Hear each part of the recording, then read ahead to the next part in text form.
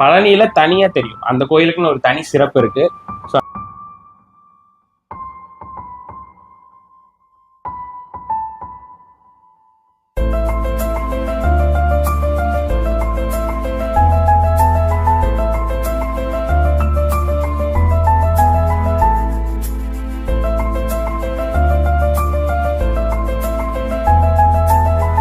Hi மக்களே, நான் உங்கள் கார்த்திசரோ. இன்னைக்கு என்ன வீடியோ பார்க்க போறோம்னா, எங்களுக்கு கல்யாணம் எங்க நடந்தது அப்படிங்கிறத பத்தி தான் நான் உங்ககிட்ட சொல்ல வந்திருக்கேன். நம்மளோட லவ் ஸ்டோரி எல்லாமே நாங்க போட்டுட்டோம். ஸோ அதுக்கப்புறம் பார்த்தீங்கன்னா நம்மளோட மேரேஜ் வந்து எங்க நடந்தது அப்படின்னு சொல்றத உங்ககிட்ட வந்திருக்கோம். ஒரு வீடியோல நான் சொல்லியிருப்போம், அந்த வீடியோ எடுத்து வச்சிருக்கோம், கோயில் எந்த கோயில்னு சொல்லிட்டு. அதை நான் உங்களுக்கு நெக்ஸ்ட் வீடியோல அப்டேட் பண்றேன்னு சொல்லியிருந்தோம். அதை தான் இந்த வீடியோ நாங்கள் அப்டேட் பண்ண போறோம். அதுக்கு முன்னாடி நம்ம சேனலை ஃபர்ஸ்ட் டைம் பாக்குறவங்க சப்ஸ்கிரைப் பண்ணி வச்சுக்கோங்க. அப்படியே பக்கத்துல இருக்க பெல் ஐகானை கிளிக் பண்ணிக்கோங்க. வாங்க இப்ப வீடியோக்குள்ள போலாம். இந்த நெஞ்சில் ஊஞ்சல் கட்டி ஆடிக்கொண்டே இருக்கிறாய், எனக்குள் புகுந்து எங்கோ நீயும் ஓடிக்கொண்டே இருக்கிறாய்.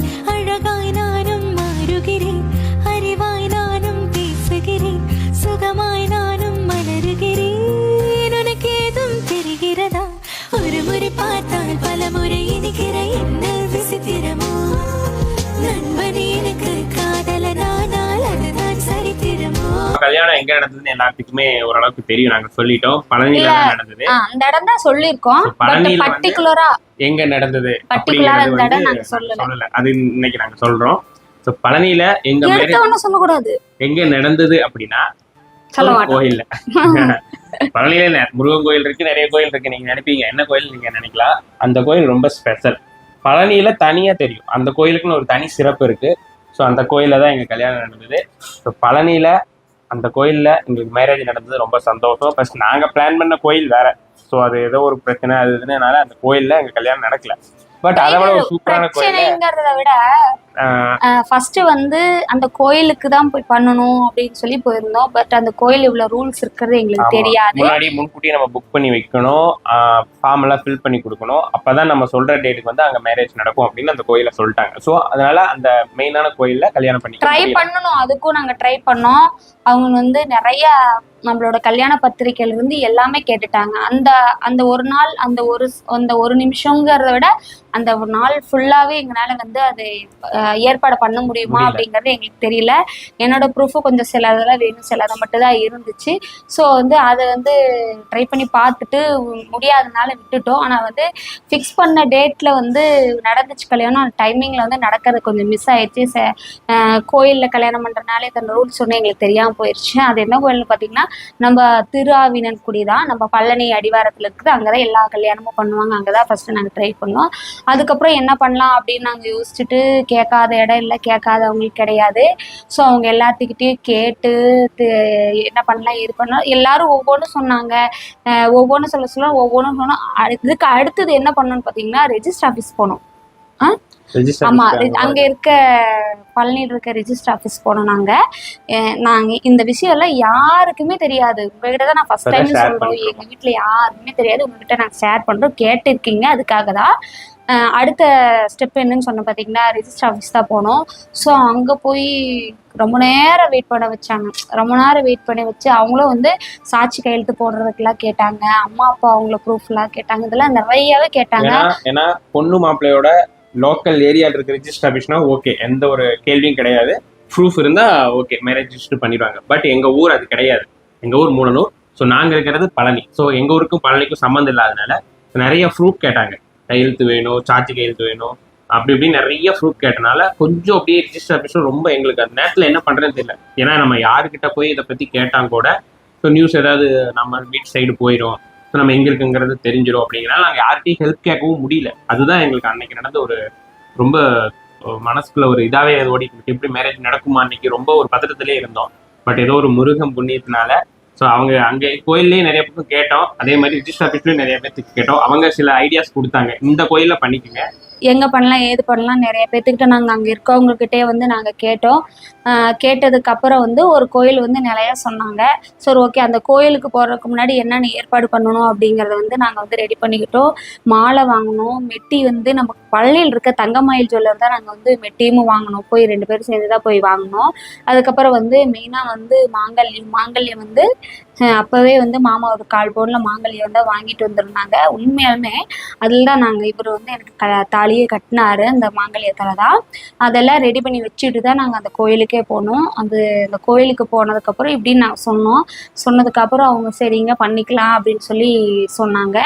இப்போ அந்த கோயில் வந்து இப்போ வந்து வேலை நடந்துட்டு இருக்குது. அந்த கோயில் ரொம்ப தூரம் கிடையாது, அது ரொம்ப பக்கத்தில் தான் இருக்குது. அந்த கோயில் என்னங்கிறத நான் வந்து இப்போ சொல்கிறதுக்கான நேரம் வந்துருச்சு.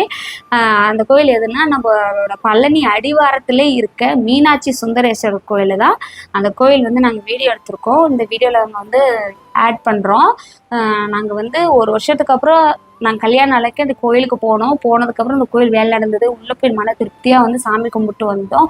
நாங்கள் வந்து எவ்வளோ பக்கம் போய் அலைஞ்சு எங்களுக்கு அடைக்கலம் கொடுத்ததுன்னு பார்த்தீங்கன்னா அந்த சாமி சன்னதி தான். கல்யாணம் பண்ணோம், அங்கத்தான் கல்யாணமும் பண்ணணும். கல்யாணம் பண்ணதுக்கப்புறம் பார்த்தீங்கன்னா வெளியே வந்து விநாயகரை கும்பிட்டு அங்கே இருக்கிறவங்க எல்லாருமே ஆசீர்வாதம் பண்ணாங்க. அந்த சமயத்தில் பார்த்தீங்கன்னா நிறைய பேர் இருந்தாங்க. வந்துட்டு எங்களுக்கு எல்லாருமே வந்து அந்த அச்சதை போட்டு எல்லாருமே எங்களுக்கு வந்து ஆசீர்வாதம் பண்ணாங்க. அந்த ஒரு நிமிஷம் பார்த்தீங்கன்னா ஒரு நம்மளுக்கு படபடப்புன்னு இருக்கும், பதபதைக்குங்கிற நிமிஷமாகவும் இருக்கும் அந்த நிமிஷம். அதெல்லாம் நான் உணர்ந்தேன். ஏன் வந்துட்டு நான் வந்து உங்ககிட்ட இப்படி சொல்கிறேன்னு பார்த்தீங்கன்னா, ஒரு கல்யாணம் அப்படிங்கிறது வந்து எவ்வளோ பெரிய விஷயம். என்னோட வாழ்க்கையில் வந்து இது 2வது தடவை நடந்தாலுமே அது வந்து எனக்கு ஒரு பயமான ஒரு விஷயம்தான். எல்லாரும் பார்த்து கல்யாணம் பண்ணி வைக்கலைனாலும் நாங்களாக பண்ணிக்கிட்டு இருங்கிறப்போ ஒரு பயமாக தான் இருக்கும். ஸோ அதனால தான் நான் சொல்கிறேன், நீங்கள் யாரும் எதுவும் தப்பாக எடுத்துக்க வேணாம். இந்த கோயிலில் தான் எங்களோட கல்யாணமே நடந்தது. அந்த கோயிலில் கல்யாணமும் பண்ணணும். இப்போ வரைக்கும் நாங்கள் நல்லாவும் இருக்கோம். கடவுள் எங்களுக்கு கடவுளோட ஆசீர்வாதம் இப்போ வரைக்கும் எங்களுக்கு இருக்குது. நாங்கள் நினச்ச கோயில் வேற, எங்களுக்கு நடந்தது ஒரு கோயில் வேற. ஸோ ஏதோ இருந்தாலும் சரி, நல்லபடியாக மீனாட்சி சுந்தரேஸ்வரர் கோயிலில் எங்களுடைய கல்யாணம் நல்லபடியாக முடிஞ்சு இப்போ நல்லபடியாக எங்கள் லைஃப் போயிட்டுருக்கு. ஸோ எங்களோட வாழ்க்கையில் எங்களுடைய வாழ்க்கை ஸ்டார்ட் ஆன முதல் கோயில் என்னன்னு பார்த்தீங்கன்னா மீனாட்சி சுந்தரேஸ்வரர் கோயிலில் சாமியோட அந்த மீனாட்சி சுந்தரேஸ்வரோட அருளால் தான் எங்கள் ஃபேமிலி ரன் ஆகிட்டு இருக்கு. ஸோ கல்யாணம் வந்து நம்ம எப்படி வேணாலும் யார்கிட்ட வேணாலும் பிளான் பண்ணி நடக்கலாம். ஆனால் பிளான் பண்ணாமல் நடக்கிறது ஒரு சில விஷயம் எங்கள் வாழ்க்கையில் அன்னைக்கெல்லாம் நடந்துச்சு. ஸோ நாங்கள் ஒன்று நினச்சோம், ஸோ அது ஒன்று நடந்துச்சு. ஆனால் நல்லபடியாக நாங்கள் நினச்சது கல்யாணம் நடக்கணும்னு நினச்சோம். அது மட்டும் கடவுளோட அருளால் நாங்கள் நினச்ச மாதிரி கல்யாணம் நடந்துச்சு. கல்யாணம் பண்ணதுக்கப்புறம் நாங்கள் திருஆவினன்குடி போய் சாமி கும்பிட்டு தான் நாங்கள் வந்தோம். அங்கே தான் போய் ஃபோட்டோ எடுத்தோம். அங்கே ஒருத்தர் வந்தாங்க, ஒரு ஃபோட்டோ எடுத்து கொடுங்க அப்படின்னு சொல்லி. ஏன்னா நாங்கள் வந்து கல்யாண தாலி கட்டுறது எதுவுமே நாங்கள் எடுக்கல. ஏன்னா அப்போ கொஞ்சம் பயமாக இருந்துச்சு. அப்போ அதெல்லாம் எடுக்கணும்னு எங்களுக்கு தோணலை. நம்மள ஒரு ஃப்ரெண்ட்ஸு சரௌண்டில் மூலமாக கல்யாணம் பண்ணியிருந்தா அவங்க தான் ஹெல்ப் பண்ணி கொடுத்துருப்பாங்க ஃபோட்டோஸ் வீடியோ எடுக்கிறது. ஸோ அதை வந்து நான் திருஆவினன்குடி போய் சாமி கும்பிட்டு தான் அது முன்னாடி வந்து பார்த்தீங்கன்னா ஃபோட்டோ ஒன்று எடுத்து கொடுங்கன்னு சொல்லிட்டு தான் நாங்கள் அந்த ஃபோட்டோ எடுத்துருப்போம், எங்கள் கல்யாண ஃபோட்டோ. அது வந்து எப்பவுமே நம்ம கிட்ட இருக்கணும், நம்ம பார்த்துட்டே இருக்கணும், நம்ம கல்யாணம் இப்படிதான் நடந்துச்சு அப்படிங்கிறதுக்காக நாங்கள் எடுத்துக்கிட்டோம். அந்த ஒரு ஃபோட்டோ மட்டும் தான் எங்ககிட்ட இருக்கு, என் கல்யாணம் ஆனதுக்கான ஃபோட்டோ மட்டும்தான், ஒரே ஃபோட்டோ தான். கல்யாணம் ஆகி மொதல் ஃபோட்டோ அதுதான் எங்களுது. ஏன்னா அந்த சமயம் நான் வந்து சுடிதாரில் தான் போயிருந்தேன் கல்யாணம். என்னோட கல்யாணத்துக்கு சுடிதாரில் தான் போய் கல்யாணமே நாங்கள் பண்ணிக்கிட்டோம். சாரி எதுவுமே நாங்கள் எதுவுமே வந்து நாங்கள் யோசிக்காம தானே நாங்கள் போய் பண்ணணும்.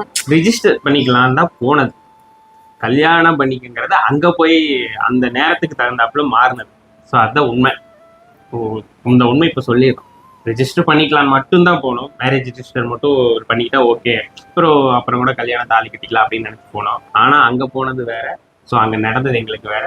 ஸோ நாங்கள் தாலி கட்டிட்டு தான் ரெஜிஸ்டர் ஆஃபீஸ் போகலான்ட்டு போனோம். அதனால அப்படியே ஒரு கொலாப்ஸ் ஆயிடுச்சுன்னு வச்சுக்கோங்களேன். அங்கே நிறைய விஷயங்கள் நடந்துச்சு. அதெல்லாம் வந்து இதில் சொல்ல முடியாது. சொல்லணும்னு நினச்சி சொல்லணும்னா நிறைய பிரச்சனைகள் வரும். எங்களுக்கே தனியாக ஒரு பிரச்சனைகள் வந்துடும். ஸோ சில விஷயங்களை மட்டும்தான் அவங்கக்கிட்ட சொல்ல முடியாது, மற்ற விஷயத்தெல்லாம் சொல்ல முடியாத சூழ்நிலையில் நாங்கள் இருக்கோம். அதனால தான் அந்த விஷயத்த மட்டும் நம்ம அப்படியே கொஞ்சம் மறைச்சு உங்ககிட்ட பேசுகிறதா இருக்குது. ஓப்பனாக சொல்லிட்டோம்னா அவங்களுக்கும் பிரச்சனை, எங்களுக்கும் பிரச்சனை. சார் அதனால் நாங்கள் வந்து அதை நாங்கள் சொல்ல விரும்பலை. இப்படி தான் எங்களோட கல்யாணமே வந்து நடந்துச்சு. பல பிரச்சனைகள், பல சூழ்நிலைகளால் எங்கள் கல்யாணம் நடந்து அதுக்கப்புறம் ஒரே நாள் தான், அதுக்கப்புறம் அடுத்த நாள் நாங்கள் வந்துட்டோம். வந்து நம்மளுக்கு வந்தா எங்க பயம் இருக்காதோ அந்த இடத்துக்கு தான் நான் வந்தோம். அவங்க எல்லாத்துக்கிட்டும் சொல்லி எல்லா மூலமா எல்லாருமே வந்து பேசி எல்லாமே பார்த்து எல்லாமே செஞ்சாங்க. பட் வந்து விட்டுட்டு வான்னு சொன்னாங்க. நாங்க பிரியறதா இல்லை, பிரியறதுக்காக கல்யாணம் பண்ணல. பிரிஞ்சு நம்ம என்ன பண்ண போறோம், இது வந்து சின்ன பிள்ளைத்தனமா இருக்கும் அப்படின்னு சொல்லிட்டு நாங்க பிரியல. கஷ்டமோ நஷ்டமோ சாப்பாட்டுக்கே இல்லைனாலும் ஏதாச்சும் பண்ணினாச்சும் நம்ம வாழ்ந்துடலாம் அப்படிங்கிற ஒரு இதுல நாங்க இருந்துட்டோம். குழந்தைகளை பத்தி யோசிச்சோம். பட் அதுவும் அந்த சூழ்நிலையில வந்து எனக்கு கிடைக்காம போயிடுச்சு. ஆனா இப்போ வந்து கடவுள் வந்து எல்லாமே எங்களுக்கு கொடுத்துருக்கிறாரு. இது எல்லாமே எல்லா விஷயமே எங்களுக்கு எதிர்பாராத நடந்ததுதான். இது எல்லாத்துக்குமே கடவுளுக்கு நாங்க நன்றி சொல்றோம். அந்த அளவுக்கு இருக்குங்காட்டி தான் நாங்களும் இந்த அளவுக்கு இருக்கோம். ஸோ நாங்கள் கல்யாணம் பண்ண கோயில் எதுன்னு நான் இதில் சொல்லியிருக்கேன். இன்னும் டீப்பாக நான் வந்து எதுவும் சொல்லலை. உங்களுக்கு ஏதாவது கேள்விகள் கேட்கணுன்னா நீங்கள் சொல்லுங்கள், அதை நான் வந்து உங்களுக்கு பதிலாக நான் சொல்கிறேன். இப்போ வந்து நம்ம வந்து இந்த வீடியோவை நம்ம முடிச்சுக்கலாம். உங்களிருந்து விடைபெறுவது உங்கள் கார்த்தி சரோ.